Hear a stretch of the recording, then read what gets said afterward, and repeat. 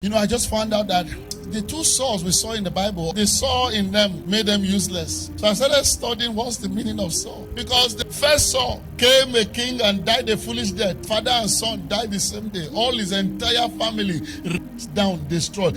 Down to his great-grandchildren who carried his name and his blood. 7 of them sacrificed in the open. That is, anything that had Saul in it was destroyed. The only surviving grandchild was a cripple.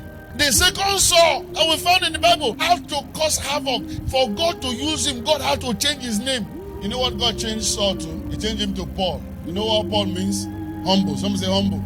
So the problem with the two was pride. How do I know the problem with the two was pride? Saul, after Samuel said, you saw you have offended, he had Samuel's close, said, sir, and this one more time, do me honor in the presence of these ones.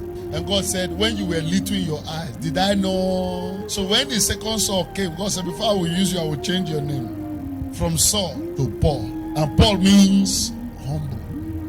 And when this Saul that is now turned Paul became humble, his first encounter was divine presence. His first encounter with divinity was divine presence. And sir, he did beyond everyone that met Jesus physically. Because of presence. I just pray for you, you will carry that presence in Jesus' name. That light that shines from heaven. All the people there with him, they could see the light, but they couldn't hear the voice. In the midst of that light, there was a voice. There are people that literally journey with that light in the journey of their life.